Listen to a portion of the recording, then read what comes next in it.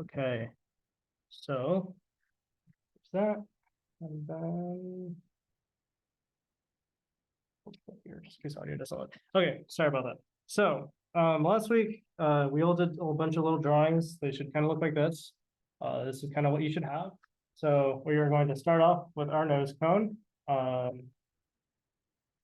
nose cone basically will follow some dimensions that we measured last week, essentially. So yeah, so we're gonna start off with a nose cone. To make a nose cone, you might not have guessed it, but you're gonna click nose cone. And so that's basically where you start, essentially, for that. Okay, so oh, that's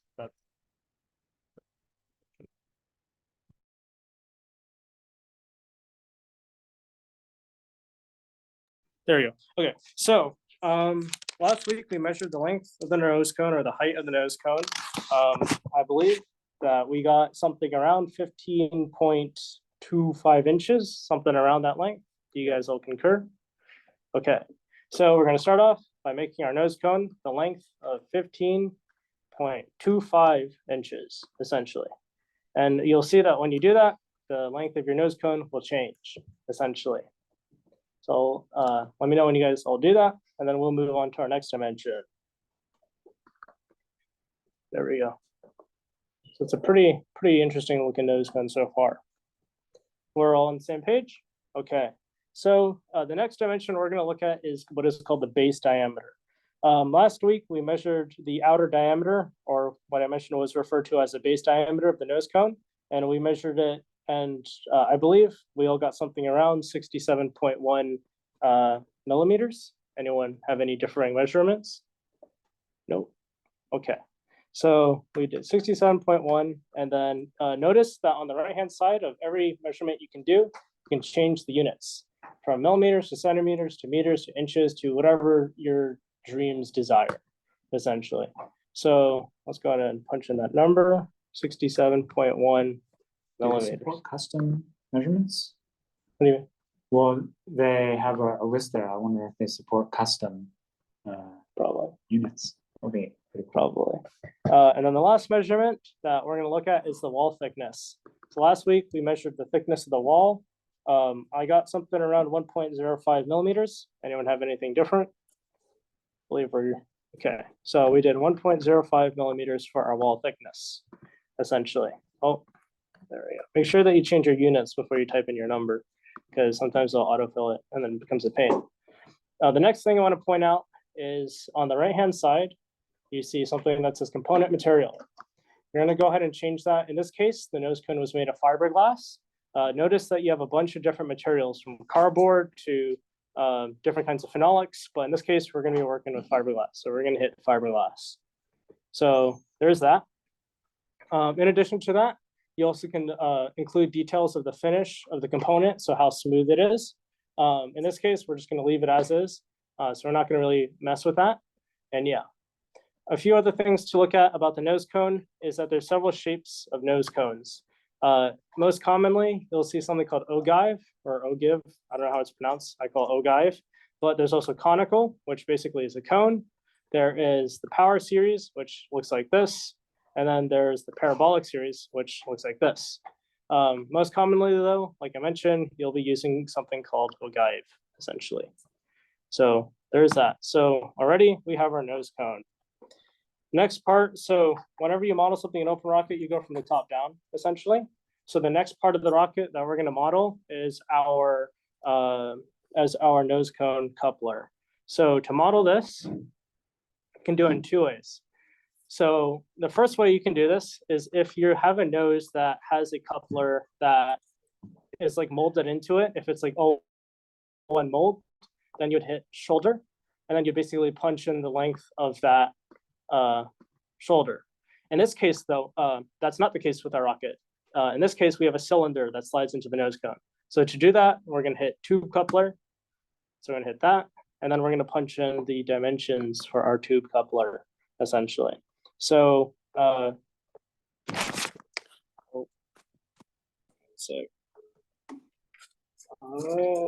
Patrick is calling me. So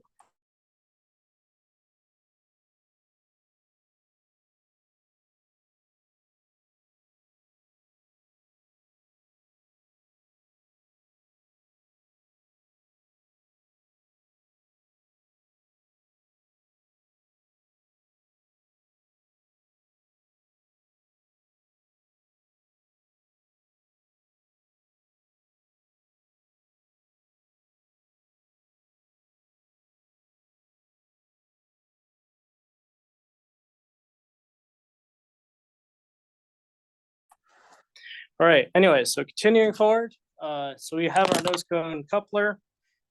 We measured that at a length of about 12.7 centimeters. So we're gonna go ahead and set the length to 12, oh wait, change the unit. It'll be 12.7 centimeters. So there's that. Let's see. Yeah, there you go. Then the outer diameter, which it asks for, we measured at roughly 64.07 millimeters. So we'd go ahead and put in 64.07 millimeters. And I think you can kind of start to see the pattern here of how this all comes together. It's not too complicated. And then next we then put in our inner diameter that we measured, which we measured at 63.26. And then that would be 63.26 millimeters. And then because all the components of this rocket are fiberglass, we got to switch all the materials to fiberglass. So give everyone a moment. All right. Bring Patrick up to speed to with what we're doing, or No. okay. So we're going through and we're remodeling our rocket. And this is just an exercise to sort of get everyone familiar with OpenRocket, which do you have OpenRocket installed? Yeah. Well, then you need to go online and you need to install it. Just the latest version should be fine. And then, yeah, we'll just be walking through modeling everything. Yeah. And if you keep an eye on it, you should get the general feel for how things work at least. All right. So the next thing to mention is that our coupler for our nose cone doesn't sit like this inside the nose cone. In fact, it actually kind of juts out. So how do you move the position of a component within another component? Well, at the bottom, you have an option that says position relative to, and then here we have bottom of the parent component, and then we can change or adjust the slider to adjust the position of this coupler, essentially. So it goes just like that. And so we can, move it farther or closer, however much we like, essentially. So there's that. Oh, my bad. That's a little too, mess that up. Okay. So that's that. I'm gonna go ahead and zoom in on the same page, or no. Should I have something that looks like that?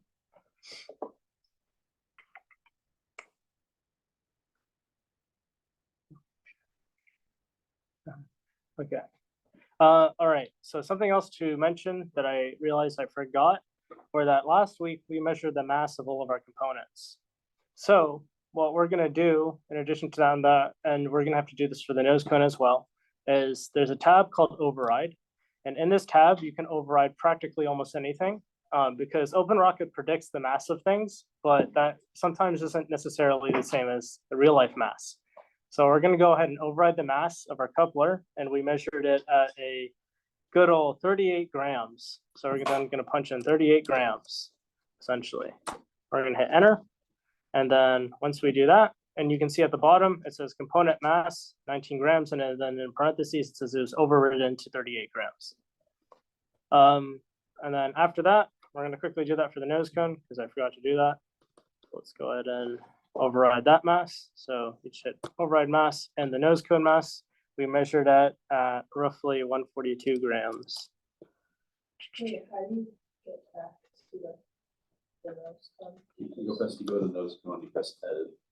So basically, so we were on coupler. Basically, you just select the components. Yeah, and you see up on the top left, there's a little list that has like rocket, and then it has your sustainer, and then nose cone. All of those, they're basically, it's your component list. Things are subsidiaries of other things like the nose cones. Yeah, you can. Yeah, you could just double click the component itself, and it will give you the option to essentially Edit whatever you might need on it. pretty much, yes. What do you do for that one? What's that? We overrode the mass to To- 38 grams. For the coupler, it was 38 grams. For the nose cone, it was 142 grams. The coupler on mine isn't moving the position relative to. Okay. You gotta adjust the slider. Try moving the slider. There you go. Okay, Yeah. thank you. Yeah. If you don't want to do the slider, you can punch in an actual number in there. Is there a specific one you put? I just put it so that it looks right. In real life, you would actually measure how far in it goes, and you would actually accurately put that value in. So, yeah, Yeah, no, it just scales. Okay, thank you. yep, for sure, for sure. Maybe. Let's see, I'm gonna wait for him to troubleshoot that.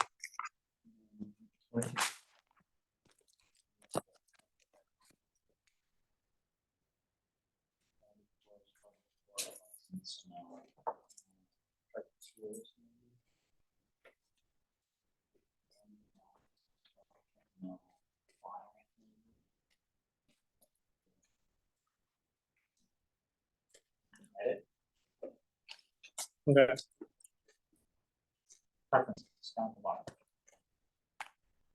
For those on Zoom, we're basically holding as we're troubleshooting an issue right now. All right, so what's going on? Oh, you can see the pop-up menus are have really tiny text, so I'm That is helping. odd. Yeah. I What know. version do you have? I think it's at like 22. Very cool. What's that? I think it was, Is it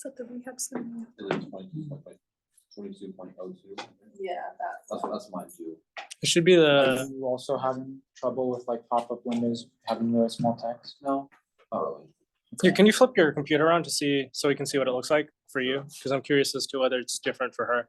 So like if you, so go ahead and close that and go ahead and like open up or navigate to where she is right now. Or just open any. Yeah, any pop-up. part essentially. Like edit. Yeah, yeah. Yeah, so that's normal. This is. That's really strange. It might be the wrong version, but either that or let's see.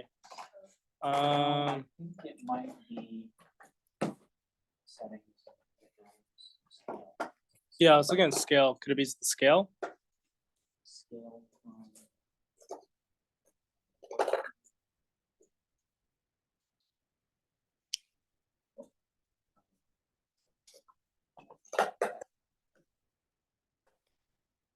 All right. All right, so we're gonna go ahead and continue. Our next part of our rocket is our upper airframe. So our upper airframe, we measured at a length of 40.7 centimeters, roughly. And so what you're gonna do is you're gonna go ahead and click on that coupler, or no, sorry. What you're gonna do is you're gonna click on that nose cone, but because that's your parent component, you're gonna click body tube. Essentially, body tube is essentially any part that forms your airframe. So we measured the length of the upper airframe at 40.7 centimeters, I believe. So that should be 40.7. Let's go ahead and change that. And then we measured our, I messed this up. One sec, I messed this up, guys. I have two body tubes. You should only have one right now. So there should only be one right here. So my bad. So we measured at 40.7 centimeters. So we're gonna go ahead and put that in. Then we measured our outer diameter as 67.1 millimeters. Let's see, and let's go ahead. And then we measured our inner diameter as 65 millimeters. Oh, what did I do? Should be 65. There we go. All right. Then don't forget to basically change the component material to fiberglass and override the mass. So in this case, I'm gonna leave the settings up in case anyone's missing it right now. So that's all of our length and stuff. We're gonna go ahead and do a mass override. And if I'm going too fast or if you guys need to see something, let me know. So we measured the mass of that as 184 grams. So I'm gonna go ahead and put that in. So 184. So there we go. All right. So that's our upper airframe. So we continue to move down the rocket, and we now come to a few cool components. If you remember correctly, last week we had an avionics bay, and on that avionics bay, there was a switch band that was about 1 inch tall, essentially. So to model the switch band, we're gonna go ahead and add another body tube. And this body tube is only gonna be the length of our switch band. So we measure the length of our switch band to be roughly 26.71 millimeters tall. So we're gonna go ahead and change this to 26.71 millimeter. Oh shit, that's too much. Yeah, that's a big switch band. And then we make our outer diameter 67.1 millimeters. Let's see. Then our inner diameter should be 60.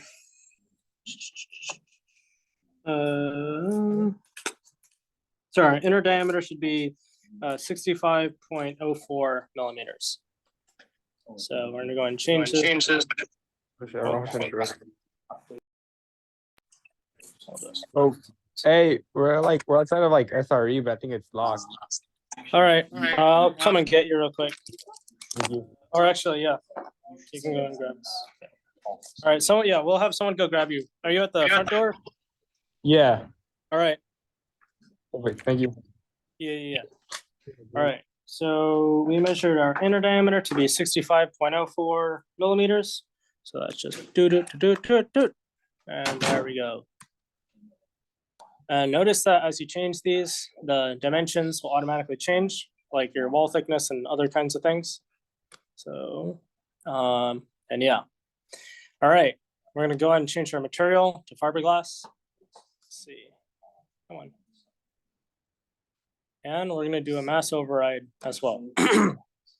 And our, in our mass, we measured it at 12 grams. So it's gonna be 12 grams, 1, 2.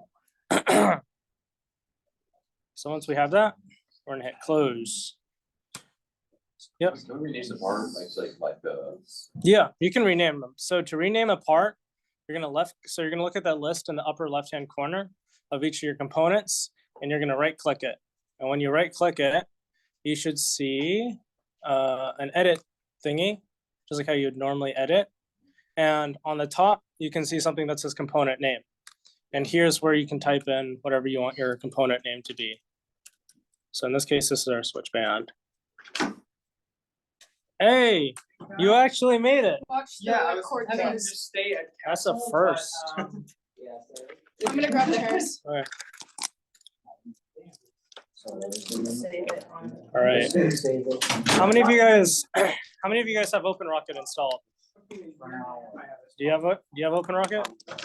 There are some stools in Okay. there. I'm gonna grab some extra stools. So, okay. So OpenRocket essentially is the software that you use to model a rocket, essentially. That's basically what it is. You can download it via the link that I posted in the general chat on the Discord. I don't know if you brought your laptop or not. From my laptop, but I'll download it on my main computer later. I'd recommend. I'm in the process of. Okay. And there's one stool. Okay, fair enough then. So I guess I'll just follow along and yeah. All right, so we, yeah. And then I guess.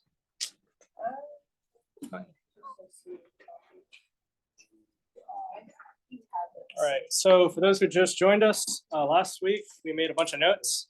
basically measuring out an entire rocket, and now we're modeling it virtually, essentially. So what we're basically doing is just listing out the parts, giving their dimensions and their masses. And by the end of this, we should have an accurate simulation of how the rocket should fly and any adjustments we need to make to the rocket to make sure it flies in a straight line, essentially. So that's essentially the purpose of this software. So yeah. So the next component that we're going to go into is our avionics bay. And recall that the switch band, oh, we have someone else. Your keywords. This is code. So we're just going Yeah, I know, it's crazy. Your key works at Castle, right? Yeah. Works in SRE too. I just tested. Oh, you Tried tried it? yesterday. Yeah. Yeah, I showed him I that told door. him, I was like, try it again. If you have access to this door, you have access to all the doors on all floors. And he was like, yeah, let me try it. Okay. Yeah, I tested it out the other day, didn't work. It was after I was Are you part of, what part? I'm on board for it now. Yeah, these are Yeah, outreach. that's Yeah. probably why you have access. Do you have OpenRocket? Yes. All right, go ahead and pull it up. Yeah, basically last week we made this, and then now we're modeling it, essentially. Because So, yeah. has an app here that's. No, it's not true. We don't store motors here. No, That's no, off no, campus. no, our, what's it called, We the have a lab displays for the club. Yeah, it's And mainly DBF for as well. FPV. What are Yeah. the minimum requirements for this software? It's Very it's a low. very low, if you're having It's problems literally- running this. It's literally just an equation. If you're having problems with it, Like, I under the Yeah. hood, I it's would just feel a bad for mathematical your function. computer. Yeah, that'd be kind of starting. Imagine. Yeah. So, well, yeah. SolidWorks is a whole nother. All right, anyways, we're getting a little sidetracked, SolidWorks has its so. fun Going back on track, so we were doing the switch band. Attached to the switch band is our avionics bay. Basically, the switch band is bonded to the avionics bay through epoxy. That's essentially how it works. And so we measured the length of our avionics bay at let's see, at 15.35 centimeters. So we're going to go ahead and punch in those values. And yeah, so 15.35 for the, oh wait, that's wrong. Sorry, let's see, it should go here. Let's see, 15.35, that's our length. Then we measured, oh, 1 sec, 15.35. That's just. And then we measured our outer diameter of our avionics bay to be 64.97 millimeters.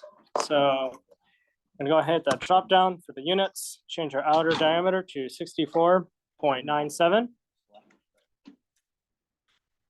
And we're gonna set our inner diameter to be 63.47 millimeters. So this will be 63.47. See, and then enter, and there we go. However, we have a problem, and that is that our avionics bay isn't actually situated like that. Recall that the switch band is located in the middle of said avionics bay. So earlier I mentioned that there's a tool that you can use to move components. That's exactly what we're gonna do.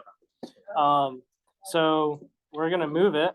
I think it's, let's see how many inches. I think it's 2.25 inches down, if I measured the part correctly. So we're gonna move it roughly this much.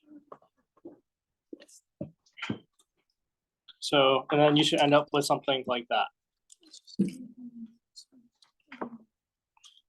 Next, we're gonna go ahead and do a mass override. And we're gonna set that mass to be 48 grams. Seems fairly light. Is it something you measure on actual rockets? Yeah, actual rockets essentially. Instead of letting it just calculate. Yeah, but if you were to design the rocket, you'd come up with all this stuff essentially, or you would get all your raw material and then, you know, yeah. And then we're gonna go ahead and reach. Go ahead. Well, you'd probably make an OpenRocket design. Yeah. And order everything, and then probably update your OpenRocket design. Pretty much. Yeah, so we're gonna go ahead and retitle this avionics bay just for the sake of clarity and hit that. And so at this point, we should have something that looks like, I'm gonna show you guys a little cool feature of this. So if we were to, it looks something like this, essentially is what it would look like if you were to see it in real life, except it wouldn't look like cardboard. And I'm gonna show you a cool trick of how you can do some cool stuff with that. But yeah, so that's where we're at right now. We're pretty much halfway done with the rocket already. Look at that. So yeah, the next part we're gonna do is our lower airframe. So our lower airframe is pretty much, in this case, the booster, or the basically where the motor goes inside the rocket. So how do I add this? There we go. So to do this, you're gonna go ahead and click on switch band, because if you try adding it onto the avionics bit, you'll notice that this section will be all gray. So you're gonna hit the switch band, which is right here, and then you're gonna hit body tube, essentially to add that extra body tube. So with that, we did some dimensions on our booster stage or our lower airframe. We measured it at a length of 81.4 centimeters. So we're gonna go ahead and adjust that length.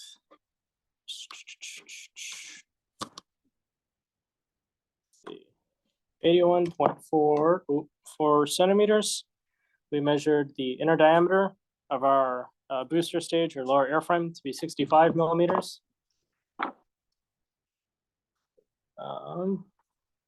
65, and then our outer diameter should be 67.1. And yeah. And then you're going to go ahead and change the material to fiberglass.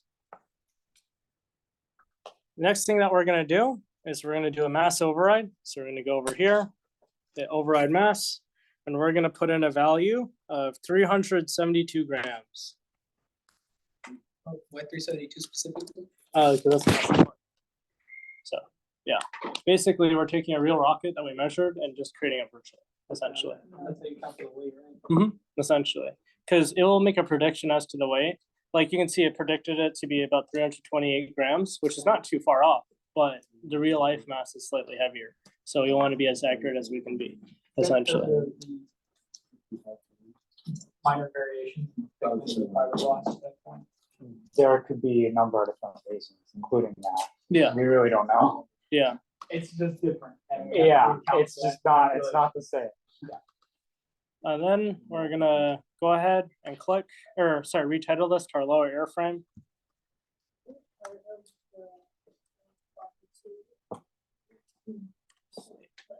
So we're gonna do that. All right. So at this point, we have essentially the entire length of our rocket. This is it. Next, we're gonna do the internal components. So that are the centering rings, the motor mount tube, and then the motor itself. And then lastly, the fins. So we're gonna start off with centering rings. So you're gonna go ahead and click that lower airframe section we just added, and you're gonna hit centering ring, and you're gonna add one. And so we're gonna go ahead and change the dimensions of our centering rings. And let me find those dimensions real quick. I took a photo of them. So give me 1 second. So our dimensions for our centering rings are, let's see. So we measured the inner diameter of our centering rings to be 57.52 millimeters. So we're gonna go ahead and set this to millimeters. And 57.52 would be our inner diameter. And then our outer diameter, we measured it to be 63.64 millimeters. So 63.64. Oh, wait. Then I have to redo the inner diameter because I made it 0 because it is annoying. So once again, the inner diameter is 57.52 millimeters.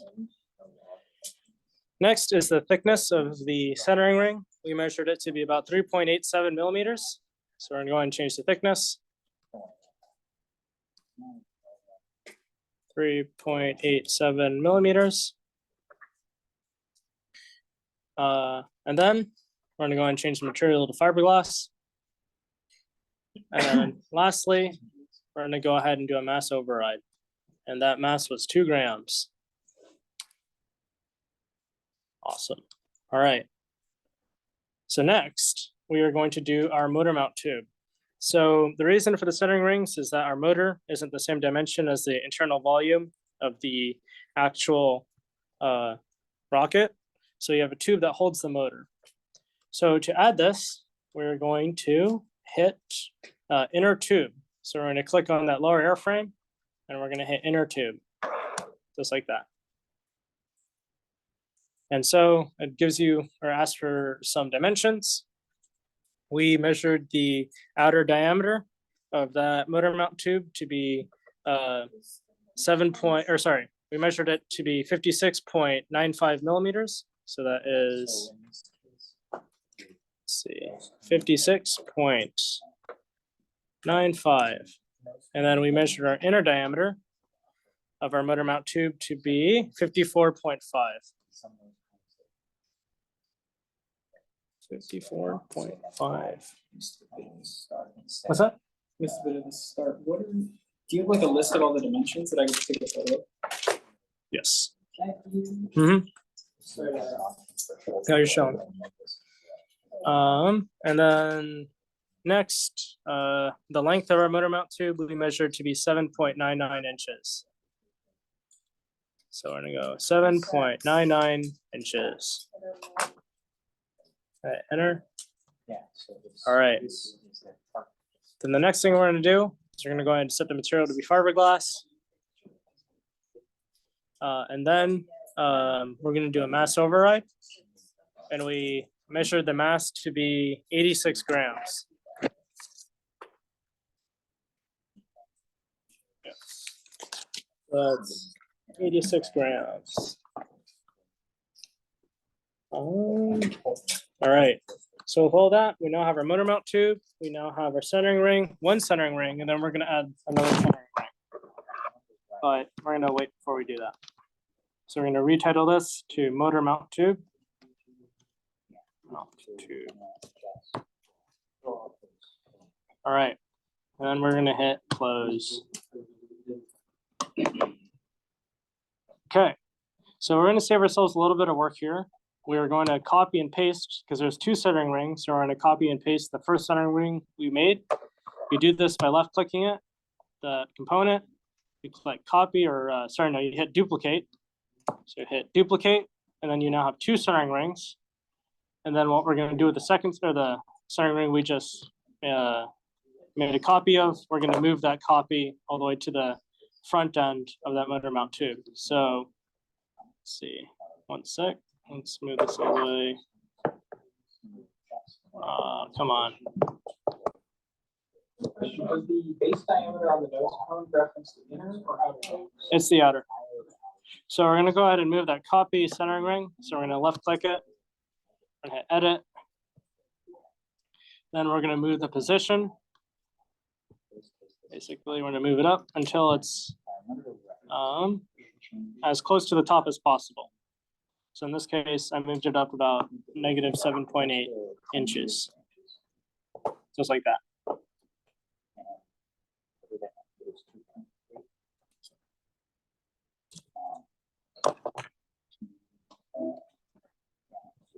Aren't all of the usual references, they just say diameter references outer diameter? What do you mean? Like for all of them? Yeah. Okay. Yeah. It'll ask for inner and outer and stuff like that. All right. So next, we are going to add our motor. So there's a few things to note here when we do our motor. You actually have to select which component you added is the part where the motor goes into. So you're going to go ahead and go from this tab right here, this is Rocket Design, to a tab that says Motors and Configuration. You're then going to check the part that we labeled as motor mount tube. So you're going to hit that check, and you should have something that looks like this. The next thing you're going to do is you're going to hit New Configuration. And we're going to add a rocket motor. In this case, you can search for your rocket motor, any motor that you want. That is the diameter of your motor mount tube. In this case, we're doing a 54 millimeter L1000. So we're going to type in L, then 1, 0, 0, 0. All right, and then we're going to hit OK. So that's what you would do, but there's a few things I want to draw your attention to. So on the top of every rocket motor, there is, or almost every rocket motor, there's something called a delay grain, and then there's an explosive charge on top. This time that you see right here, or that says ejection charge delay, is the time in seconds after motor burnout. So after burnout, this motor will continue to coast for 18 seconds before that charge goes off. And what's important about this is depending on your trajectory, you might need a longer or shorter coast time. So let's say you reach your peak of your trajectory at, let's say, 14 seconds, then you would adjust that time to be 14. And this would allow for you to simulate the time at which you want to deploy your chute. And I'll explain that a lot more later. So in this case, we're going to go ahead and just leave it as, yeah, we'll just leave it as 18 for now. And we'll see why that's maybe a good or bad choice. So yeah, so we're going to go ahead and hit OK. And so now that you hit OK, you should see that the motor hilariously takes up almost all of your lower airframe. So that's an L1000 for you. So that's awesome. Now, let's see. So that's that. The next thing we're going to add are the fins. So this is where things will get a little tricky. If you want it to be really official, I found like the actual file of the fins and all the coordinate points, but we're not going to do that because that's a pain in the ass. So we're just going to make blocky fins. Ideally, though, you want your fins to be as close to the real thing as possible. For reference, this is what they would look like if you wanted to actually simulate this entire rocket. But I don't think you guys will be facing fins that are as curved as this. A lot of them are just sharp at the corners. So Can we import like contours for them? you'll see how it works. So yeah, you'll see. It would be awesome if we could, but we can't. So what we're gonna do is we're going to, in this case, actually, I might have you guys create your own fins. So how do you do that? There's two ways you can create fins in OpenRocket. There's freeform fins, and then there's trapezoidal fins. For the sake of simplicity, we're gonna deal with trapezoidal. So we're gonna go ahead and hit trapezoidal. And what you're gonna notice is this value on the top right-hand corner that says stability. For some of you guys, that stability might be in a unit called calipers or CAL. Is that what you guys see, or is it in percentages? Okay, so to switch from calipers, which is what that means, or to a percentage, you would basically go to edit. 1 sec. Then you go to preferences. You go to units. And then you'd see stability, and you'd hit that drop down, and you can switch between a bunch of different units. Now, the main units that we use for assessing the stability of a rocket are calipers and percentage. Percentage is more useful when you have a rocket that is long and skinny. Caliper is more useful when you have a rocket that's short and stubby. If you're assessing the stability of your rocket in calipers, you want your stability to be between a value of 1.5 and 2. If you're assessing your stability in percentage, you want your stability to be between 8% and 18%. So yeah. Yeah, it's just a body tube. So what you're gonna see is as you change the size of your fin, that stability value will basically change. And so when we open up this option, we see a few things. We see root chord, tip chord, height, and sweep length, as well as sweep angle. The root chord is the length of the base of the fin. So if I make the root chord longer, the base of the fin will get huge, essentially. And if I make it shorter, then it'll get really small, essentially. In this case, we're just gonna, maybe make it like, we're just gonna eyeball it. We're just gonna make it like, let's say, this long, and you guys can mess around with it until you have a stability between 8 and 18%. Now, I forgot to mention, if you're switching between the two units, you have to actually reopen your design. So let's say you want to switch from calipers to percentage, you have to save your design, then, No, I'm sorry. Then, zoning out. but yeah, you have to save your design and then reopen it. So yeah, and I'll show you guys how to do that real quick. So in order to save your design, you'd go to File, then you hit Save As, and then you'd save it as whatever you want it to be, essentially. In this case, yeah, so I'm gonna hit Save As. And once my laptop loads, it'll give me a pop-up where I can save the file for this rocket. In this case, and then you can name whatever the rocket you want to name it as, essentially. So in this case, you can name it something silly, like, I don't know, Nuke 1 or something. Nice. Yeah, and so you'd hit save. Nothing to see here, Feds. Exactly, nothing to see here. And then in order to open your rocket file, you'd go to File. And then if you need to look for it, you'd hit Open. Or what's useful is you can go over Open Recent. And then you can see all of the previous rocket files you opened or you have been working on in the past. So for you guys to switch from calipers to percentage, you guys have to reopen your file, essentially, if it didn't automatically switch already. So continuing forward, we're gonna mess around with the fins. So I wanna draw your attention to a few other things. The geometry of your fins is something that OpenRocket's very finicky about. This motor is huge, but right now it says the rocket is only gonna reach 270 feet. That doesn't seem right, especially when this thing is generating over 100 pounds of thrust. So with OpenRocket, you have to change your fins so that they have a good stability, but also so that you reach an altitude that is somewhat reasonable, essentially. In this case, our altitude is absolutely not reasonable. So we're gonna go ahead and make our fins larger. And so we're gonna do that. And the reason why this matters so much is that the fins basically control the stability of your rocket because they create a center of pressure. And so if you notice, when I make the fins smaller or larger, you notice that there is a red dot. That dot marks where our center of pressure is on the airframe. That blue dot marks where our center of gravity is. In high power rocketry, in any form of rocketry, realistically, with fins, you want your CG or your center of gravity to be at least one body diameter forward of your center of pressure. So in this case, our body diameter is roughly 2.6 inches. So we would want our CG to be 2.6 inches minimum forward of our center of pressure, if that makes sense.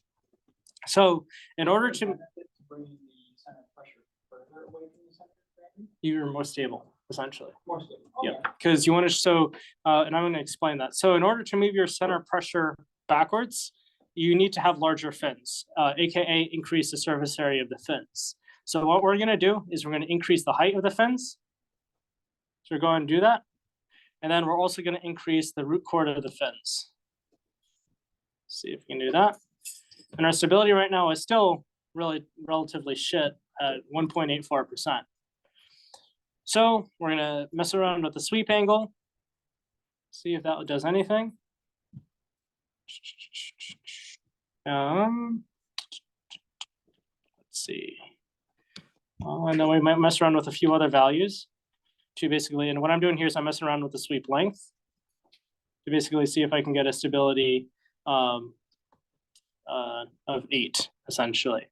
And then let's increase the height of the fence to increase even more surface area for this fence. So let's make them larger. Oh, that's a little bit too big, but at least our stability is between 8 and 18. So this would theoretically be stable, essentially. Now, aesthetically speaking, I don't really like that, so I'm gonna make it a little bit smaller. So, come on. Remember, it's not the size, it's how you use it. Exactly. There you go. This looks a little bit cooler. So now our stability is about 9.99%. So we're gonna go ahead and close this. So that's our fins. Does anyone have any questions about that? It should be noted, there's a lot you can edit with the fins. I mean, you guys probably all saw the numerous different options, but fins you can really go crazy with in OpenRocket. I recognize, Kyle, you ended up saying you wanted to be between 8% and 18%. What happens after 18%? I actually don't know. The rocket explodes.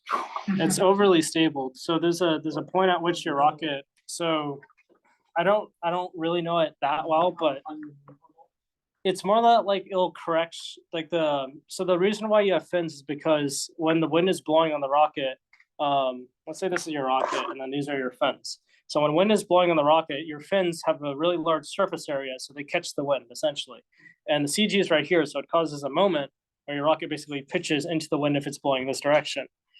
If your rocket is overly stable, I think the correction from that is going to be really drastic, where it's just going to like flip all of a sudden. I think that's what will happen, essentially. Your fins will catch so much wind that it Tip the rocket past will the angle at which there will be no it'll generate So too great of a moment. let's try messing around with your it's sweep not link. just your rocket's correcting for a little like off angle motion. It's like, There you go. It is But you really can have fins that go that direction. It's up to you. So that's the beauty of this is, ideally one yeah. into the header. well, ideally you want it just to be going straight. Yeah. You don't want Hopefully. it like tilting or anything. The fact that we have headwinds is just sort of a product of the fact that we can't control the weather. And the fins are there to account, to prevent the Yeah, rocket so from going off. the fins exist, it's the same on air, but the fins basically exist so that as a natural mechanism, so that if a rocket does manage to get tilted off angle, which does happen all the time, there's some kind of a method to counteract that and try and keep it straight. And the mechanism we just described at the moment, so this is how it theoretically works out. You can also have active stabilization. So in high power rocketry, you can have guidance on the way up, but not on the way down. So you can actually have fins that actually are attached to servo motors, and so they can actually change their angle to make yourself. Adjust the stability accordingly. Yeah, essentially. Wait, really? Yeah. I thought you could only have it. I thought you couldn't have it at all. No, you can do it on the way up. In fact, at the last launch, we saw a rocket that actually did active stabilization, which was pretty interesting. So does that mean it's fine to shoot rockets at like civilian airlines? Right? Yes, Because- exactly. Because it's going up, it's not going down, right? Exactly. You have to deal with sea All right. routes. So another thing I want to mention. So in this case, our rocket or our fins are actually not fully done. In our rocket, our motor and our motor mount tube, there's some empty volume between the motor mount tube and the outside of the airframe. And usually in this case, you'll have a portion of the fin that will stick into the airframe, and this is called a fin tab. And in order to make a fin tab, you're going to go from this general page to this fin tabs page, essentially. And you're going to change the height of the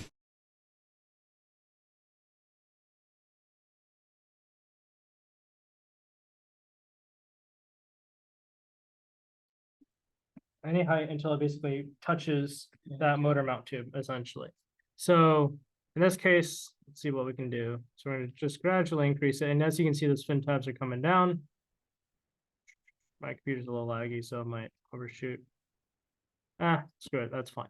And then we can also change the length of the fin tab too, as well. So we can make it longer.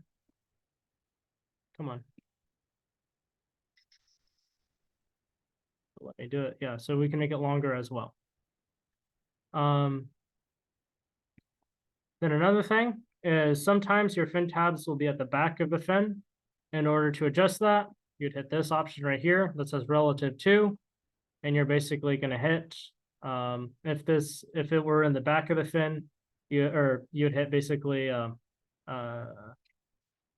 let's see. Actually, you might do an override. Let's see. Oh no, you'd hit tab position. My bad. So you'd adjust the tab position. So you basically adjust that slider for it to move forward or backwards. So, so in this case, we're moving it backwards. See, And yeah, Yeah, on the other side of the building. Where the if you- elevators are, on the other side of the building. all right. And then another thing to mention is that you can change the number of your fins. So right now we have 3 fins attached to the rocket. Let's say we want to attach 22. You just type in 22 and bam, you got 22 fins. Ideally, what's the number of fins you want to have? Because I've seen some with like 3 or 4. Does it 3 or matter? 4 is usually what you see. I like 3 fin rockets, just personal preference. Gotcha. The more fins you have, the more stable you are, but also you're creating more drag with those fins. So because of that, you lose performance. And so this is what that 22 fin rocket would look like if you build that in real life, by the way. Will So- the fins have to be proportionate? What do you mean? Like, what if you put 6, but 3 were smaller than the other ones? I mean, there's no I don't you see could, why. you could do that if you wanted. You would probably just be minimizing the, Effectively. well, yeah, for those fins, you'd be. Assuming that the stabilization is like a sum of each fin, you'd have just those particularly smaller fins have the smaller contribution towards the stabilizing effect, but also lesser contribution to the drag. Oh, I changed them to fiberglass. It's giving me a warning on the bottom right of discontinuity between the diameters. So in your case, there's a measurement here that isn't the same. And so what that means is that something is wider than something else needs to be. So in this case, so OpenRocket is finicky like that, where if you have something really slightly wider, it'll freak out. And because that sometimes you have to like just say screw your measurements and kind of just make them conform to everything else. So in this case, we have the outer diameter 6.69. As you can see, it's slightly wider right there. So in this case, we're just gonna change it to 6.68, so it matches everything else. Even if your measurement says otherwise, it's just because they'll be like, no, you're discontinuity. So I get that. Oh. And then there's another one. Let's see, I believe that is right, and it tells you where it is as well right here. So that's right here. That's there. So we're gonna make your nose cone slightly wider. So this is 6.68. Then you change this to, so it's off by about 0.05. And so you change that to the base diameter 6.68. So I could get rid of that. Thank you. Someone has been. Oh, sorry. No, you're chilling. It was not really related. Designed for blasting a 3D metal printing bed with a synchrotron X-ray beam. That's pretty cool. All right, so the next thing that we need to model in our rocket is the, oh, I was wrong about that measurement. That's way off. Yeah, it's not even centered. So this is actually a little bit iffy. So I have to move this around. Yeah.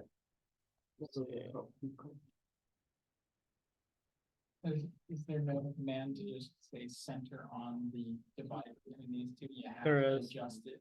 It's a middle parent component. Let's try that. Yeah, but it's still adjust. There we go. off of-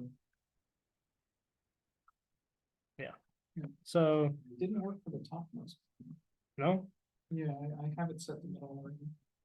Interesting. Let me see.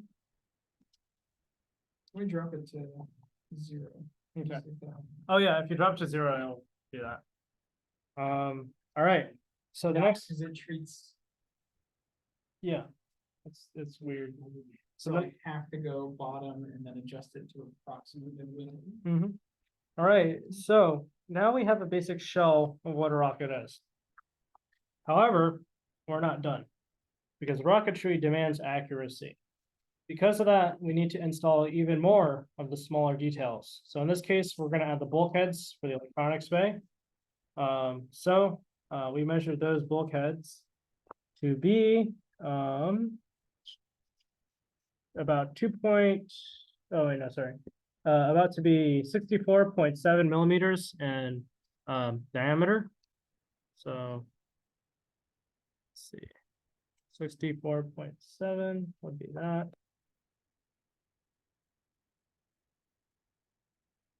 And then we're gonna change our thickness to be. 1 second. 1.7. So our thickness will be 4.74 millimeters. 4.74. And then we're gonna go and change that material to be fiberglass. Then after that, we're gonna do a weight or mass override. So we're gonna go ahead and hit override mass. And that's gonna be 28 grams. I do want to mention that the bulkheads we measured, they have like a step in them, which is like there was one part that was wider and one part that was lower or thinner. What I did was I just combined the two in terms of their individual heights and just looked at the peak outer diameter. I don't think it's that. I don't think you have to go as far as having that step, essentially is what I mean, if you guys remember that dimension. So you guys can just do that essentially. And then to save us work, we can go ahead and copy and paste this. So we copy this. And, or sorry, duplicate it, my bad. So duplicate this. And we're gonna go ahead and move it. So we're gonna do edit. Well, we're gonna do 0 in here. And that should do it. All right, so that's our bulkhead for avionics bay. And then next bulkhead we're gonna do is our bulkhead for the nose cone, essentially. And for that, I actually forgot what the dimensions are, but we can just assume that they will be, let's just say, let's just say 64.7 in diameter. Yeah, they're both heads.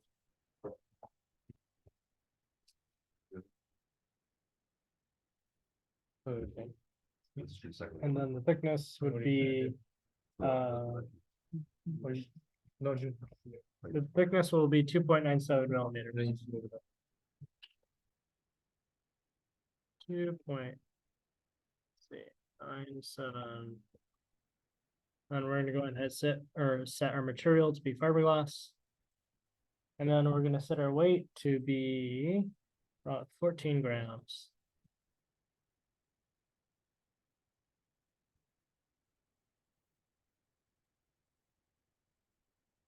All right, so that's our bulkheads. Are there any questions? What are the dimensions for the bulkhead for the two coupler? For the Coupler? tube coupler, they are, let's see, 64.7 in width. And the length of it was, let me check. Oh, wait, no, it's the bulkhead for the two coupler. Like what are the dimensions? Oh, you mean the nose cone coupler? The bulkhead, Yeah, yeah, so for the electronics bay. it's the two coupler. Oh, wait. The nose cone two coupler bulkhead. Okay, got That you. one. So I set it to be just 2.97 and let's see, wait 1 second, let me check. Sorry, I set the diameter to be 64.7 millimeters. And then the thickness of it to be I believe, let me check real quick, 2.97 millimeters in thickness. Okay. And then I overrode the mass to about 14 grams.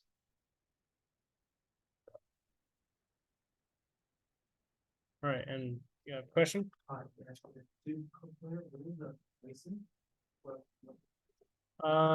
the tube coupler, what I actually did was, I just hit, so I did do a plus, but then I realized I wasn't right on that because it was slightly off. So I just hit this drop down, if you could look there, and I hit middle of the parent component, and then I basically changed this value down here to 0, and it should center it, essentially.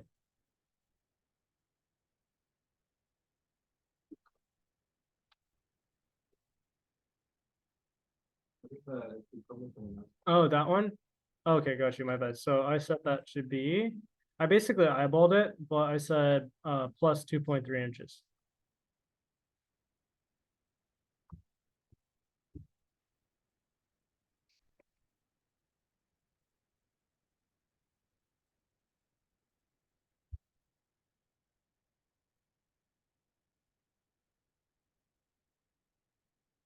Okay.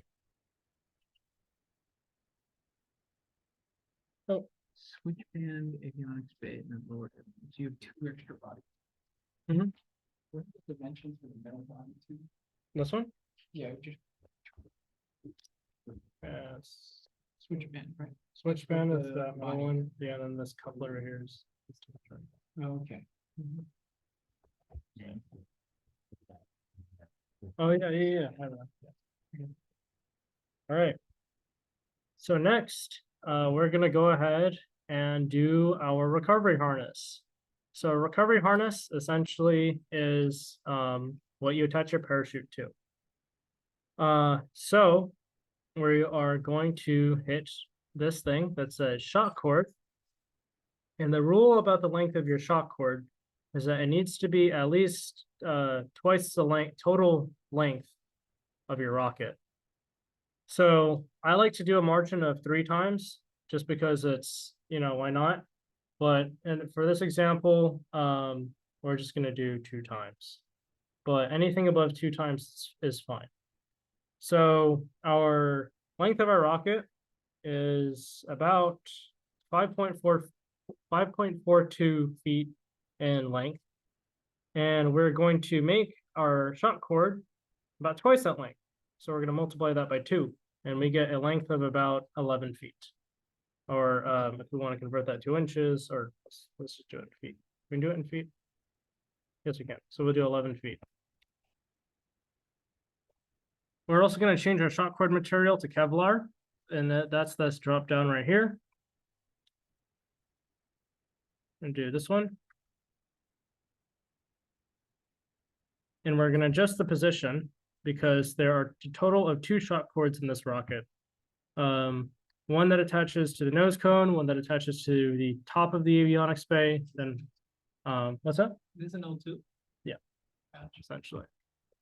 And so we're going to move this down.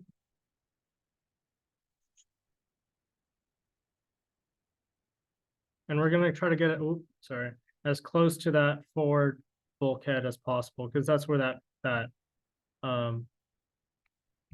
shock cord is located. You can change the length of the simulated packed length of it. That means what's the length of the total shock cord packed? I'll be honest, I don't really pay attention to that. What I usually do is I kind of eyeball it because we're going to add another shock cord. And the other shock cord for this upper airframe is actually going to be much shorter. So up here, we're going to do one more shock cord. And the length of that shock cord is just going to be 1 foot. And that shock cord is going to attach to the nose cone. So we're going to just do 12 inches. And we're going to set that to be Kevlar as well.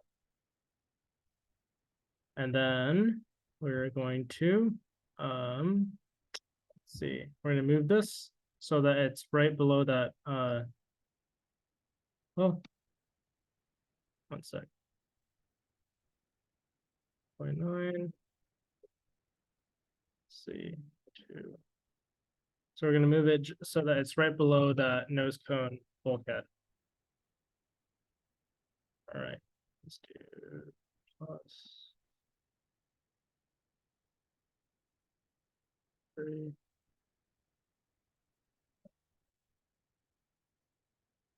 Let's just mess around with the packed length a little bit.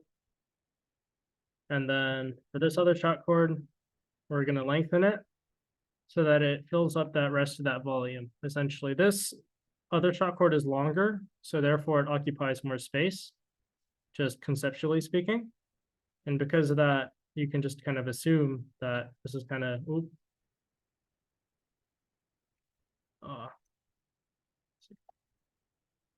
that it will basically occupy more space. There you go. So In this configuration of rocket, you have two parachutes, which means two sets of shock cords. And so for this upper airframe, you have what is called a main parachute. So you're going to go ahead and add your parachute component by hitting parachute. And there's some things to this that you would need to know.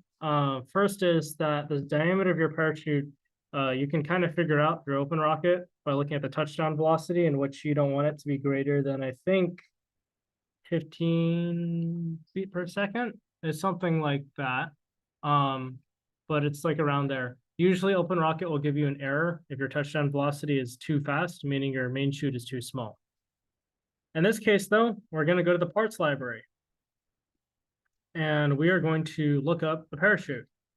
And I can explain how, and these are all chutes that you can buy in real life. So just like how we have a motor database, we have a parachute database. So we're going to go ahead and type in a 50-inch diameter chute, because why not? So we're going to go and type in PAR-50 and then TM, just like that. So now wait for you guys to type that in. And then once we have that, we're going to hit close. Oh. And we are going to mess around with the pack length a little bit, just so you can tell it's a parachute.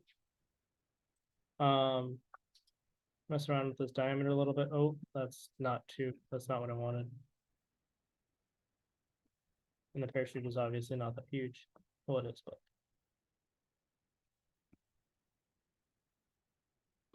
All right. So we have like a cool looking parachute, just like a nice little square. We're going to move this parachute so that it is in between that short shock cord and that long shock cord, essentially. And what you're modeling here is essentially when that charge goes off, there's a charge on top of that avionics bay bulkhead. When it goes off, the nose cone has a really short coupler. So when it gets fired off, that short shock cord, or sorry, I meant it has a really short shock cord. So when it goes off, that really short shock cord will pull out that chute. So keeping your parachute as close to the nose cone as possible is good because it allows for that chute to come out relatively quickly. Whereas if we made that cord like 3 feet long, then that's 3 feet of cord that needs to basically unfurl before it pulls out that chute, essentially.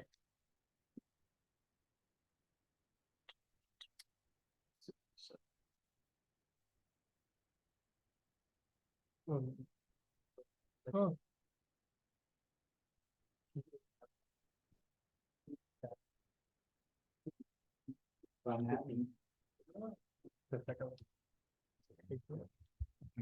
Okay. What's up? Oh, For sure, for sure. Take it easy, let me know how the Yep. rockets come out. For sure. All right, so now our parachute is roughly in that middle, essentially. And let's see. So once we're doing that, we're gonna do another thing. So on the right-hand side, you'll see some options. You'll see an option for deployment. So in a level 1, on top of your motor, like I mentioned, on any rocket motor, you have like this ejection charge. What the first ejection charge means on that drop down is essentially the ejection charge on that motor when it fires is when it will deploy the chute. In this case, we're not going to use an ejection charge to deploy this specific parachute. We're going to use electronics. So we're going to hit drop down. And we're going to hit basically a specific altitude during descent because the electronics will fire them off at a specific altitude. And a good time to deploy your main parachute on an L2 is between 800 and 700 feet. So we're just going to put in 800. Oh, my bad. Just like this. And yeah.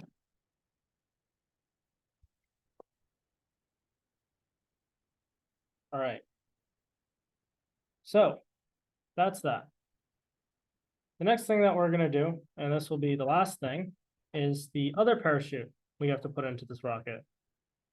So we're going to save ourselves a lot of work by basically, if we can, duplicating the shock cords because I'm too lazy to make more.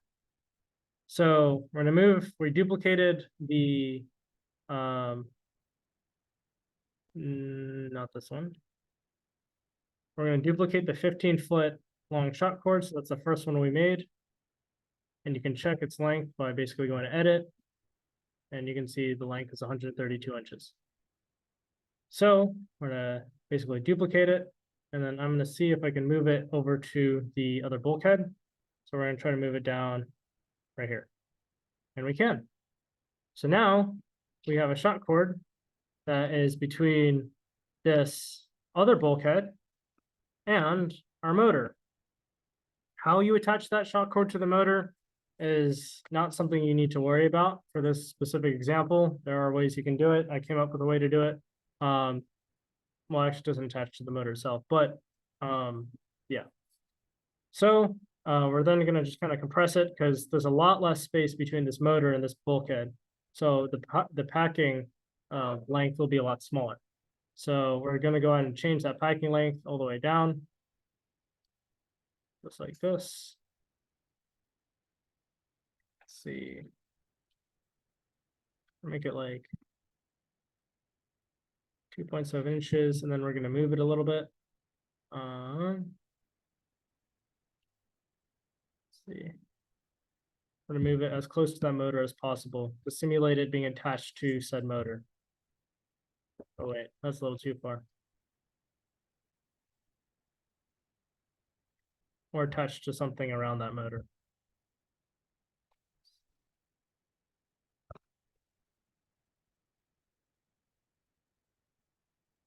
Okay, we're almost done. So we're then going to add another shot cord. Because we're lazy, we're just going to copy and paste the same shot cord. And we're going to change the length of this. We're going to copy it, or duplicate it, sorry. And we're just going to change that to, I don't know, like 5 feet. Because why not? There's no particular reason for why this one's 5 feet, but yeah. So we're going to change it to 5 feet. And this shot cord should be, we're going to move it so that it fills in that volume between the bulkhead and that other shot cord. So change this length down here. And we're basically going to move this.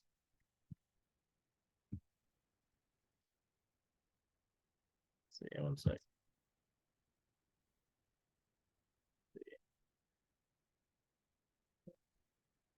Slightly more, or move it more down.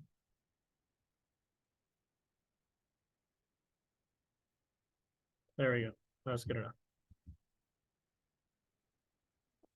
We're then going to deploy or put in another parachute for this lower airframe. And so this is the last parachute, and then after that we'll be done, roughly speaking. So we're going to put in this parachute. We're going to make this parachute 1/4 the size of the main chute. So the main chute was 50 inches in diameter.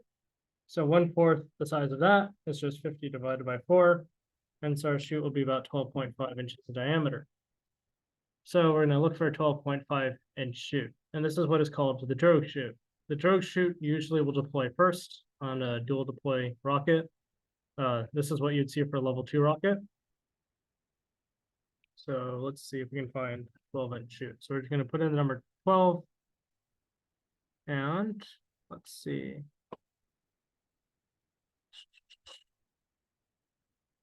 Right here. We're going to select. Actually, let's try typing in. Let's see if this exists. Yeah, so we're just going to type in par, then -12. Then we're going to hit this one right here, this last one.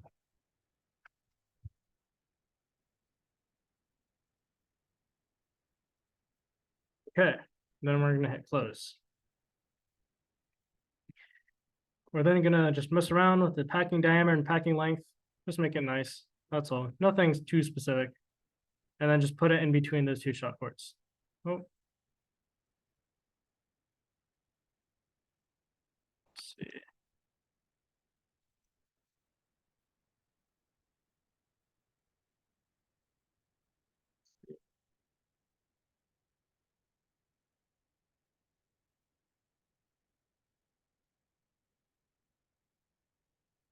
There you go.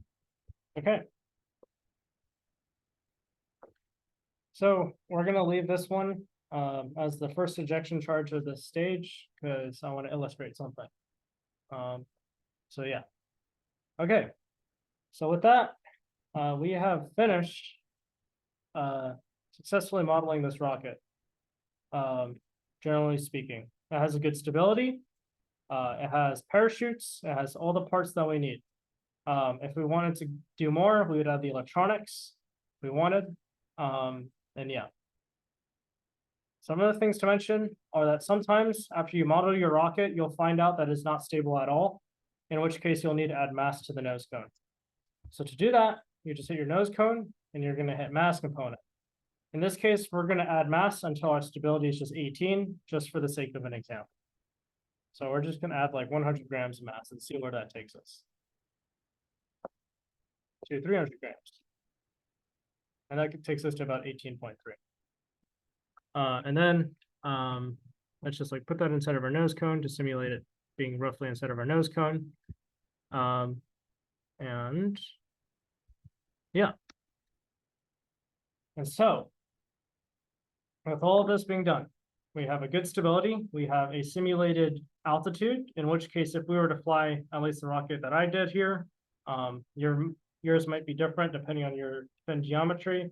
It would hit 13,090 feet and Mach 1.7 or 70% faster than the speed of sound. So pretty cool.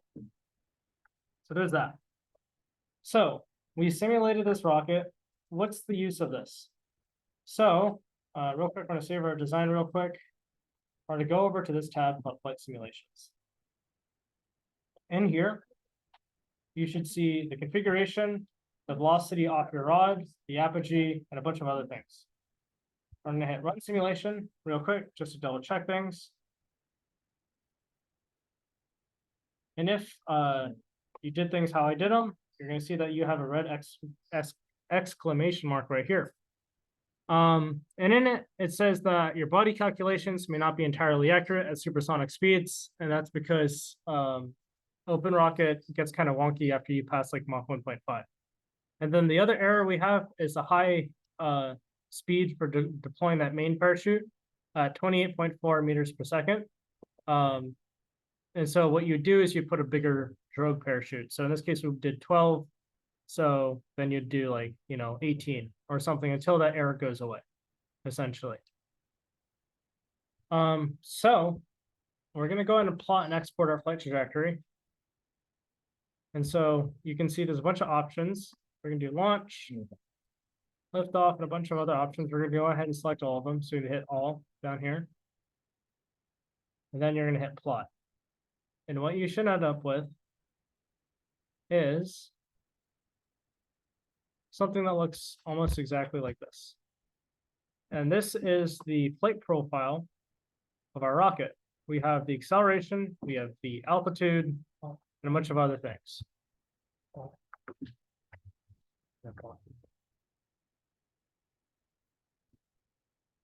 And yeah, and so here you can see when each of the events occur. In this case, we can see that our charge or our motor charge deploys slightly early before we reach the peak of our trajectory. That's not a problem. But yeah. So yeah. And then let's say that our charge on our motor fires too late, meaning the rocket is way past apogee and it's like going really fast and then it fires the chute. In order to change that, I think I mentioned it earlier, you'd have to change the time associated with the motor. So in order to do that, you just go to motors and configurations. You then basically double click this, I believe. And then you're going to change this time number right here until whatever the desirable amount of time is. In this case, we're fine, but you might run into that, especially when you do your level ones. So with that being said, we have successfully modeled this rocket and OpenRocket. We took dimensions that we measured, and now we have an accurate picture of how it would fly if we were to take that and fly it in real life, essentially. And we can be confident that it will be stable and that it will basically fly well, essentially. So last things are that some fun things that you can do are that you can actually paint your rocket if you want to, let's say, design a paint job. So in order to do that, you basically hit this drop down. Right now, y'all are probably in side view and you'd hit 3D finish. And what you're going to end up with is a 3D render of the entire rocket, essentially. And so once you're at that render, you basically double click this tube, let's say, let's just do this tube, for example. Let's just double click it. And we would go over to the tab that says appearance. Then you'd see several things for appearance. Right now it's set to use default, which is this cardboard looking thing. We would uncheck that. And then we change the texture of said rocket, and we can import that from a file. And so let's say you design something in like MS Paint, or you want a picture to be painted on your rocket, then you basically just, select whatever paint job that you designed as an image, and then it would import it, and it would look something like that, essentially. So with that, the very last thing I want to mention, and probably one of my favorite things, is if you want to have an idea of what it'll look like when it flies, if you go to Tools, there's something that says Photo Studio. If you click Photo Studio, it'll make a render of what your rocket will look like when it launches. So here we have a render of said rocket when it launches. And there's a bunch of options that you can mess around with, such as the environment at which this image is taken. So like right now it's mountains. So you can hit this drop down.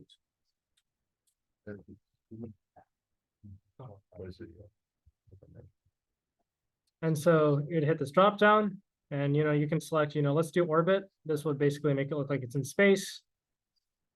And it should load, and there you go. So now we're in space with a really oddly warped moon. Then if you want to hit smoke and fire, you'd go to the effects tab, which is on the very far right corner. You check smoke and you check sparks. All right, you check flame and then sparks if you want. And then that will give you an image of what your rocket will look like when it launches, essentially. And you can adjust the camera angle and all that kind of stuff. I won't go into that because that's just, just kind of stuff you can mess around with on your own. But that's essentially OpenRocket for you, essentially, from the beginning to the end. Yeah. Some other last things to mention. When you get closer to launch day, actually real quick, if you want to, let's say, save this image, let's say you like the render, you'd go to File and you click Save Image, and you'd save the launch render as whatever you want, essentially, or you title the image as whatever you want, and it's going to save it as a PNG, essentially. So that's that. And then to close out a Photo Studio, you just hit the X. Let's see, and then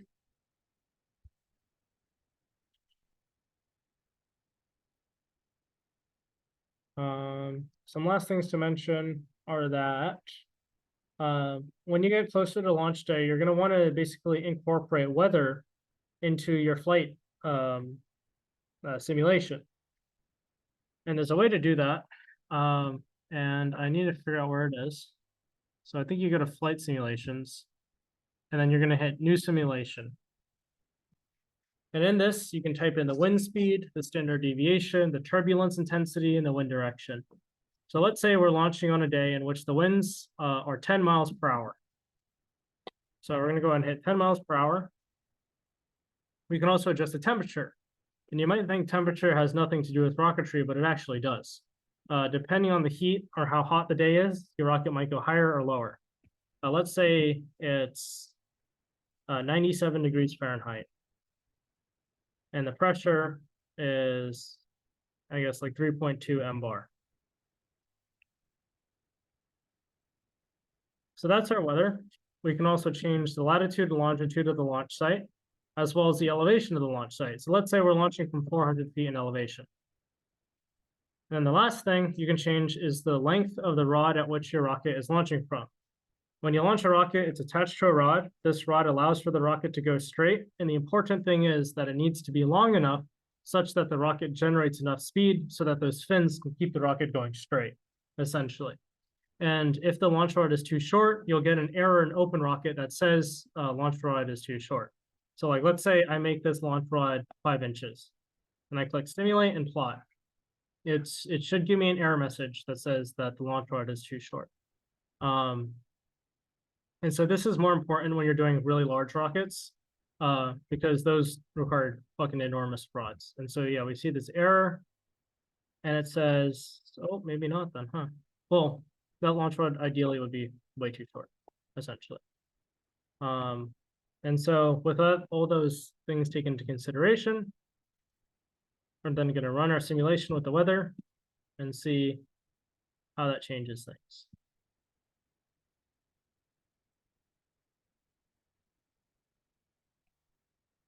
And so you can see that if we were to launch and said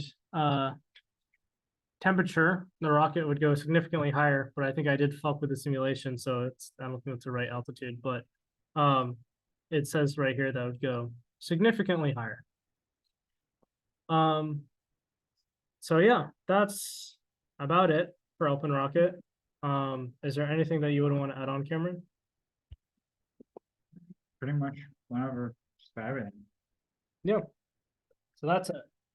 Oh yeah, one last final thing, sorry. Oh, So, okay, there is one thing. yeah, You will get, when designing your rocket, you will get, errors relating to the ejection, velocity of your parachutes. Mhm. So OpenRocket, I think the number is like, what? 30 feet per second or like 18 meters per second. something like that. If your parachute is like by the simulation, sort of seems to be that it's going to be deploying its parachute at high speeds, basically greater than like 30 feet per second or 18 meters per second, you will get an error. And the way you solve that usually is just by increasing the parachute size. So OpenRocket has a number of warnings that it will give you. It's probably a good idea to listen to them. That's all. Yeah. And then the last thing is, after you finish your rocket, after you finish building it, you're gonna reweigh your rocket. And so you're gonna double click your sustainer and you do an entire override mass for the entire system. So let's say our mass when we first built it was like, or when we estimated it would be about 2,053 grams. Now the rocket is fully assembled. We now have epoxy in the rocket, and let's say the parachutes are slightly heavier than we projected, and the thing now weighs 3,000 grams. So then we'd punch in our new mass, and this is empty mass, so mass without the motor. So we put in 3,000 grams. And then when you do this, you'll also override the position of your center of gravity.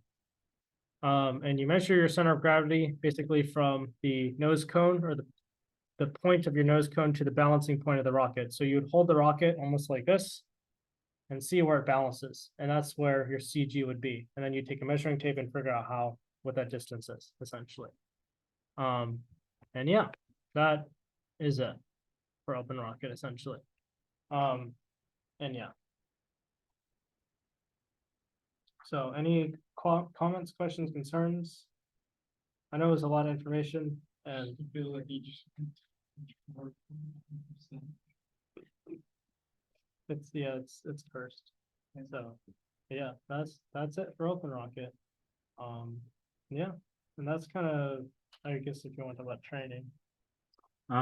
Yeah. So I posted, while this is going on, I posted an announcement on the Rockets Discord, but you guys telling you now, we will pretty soon be starting to enforce lab safety trainings.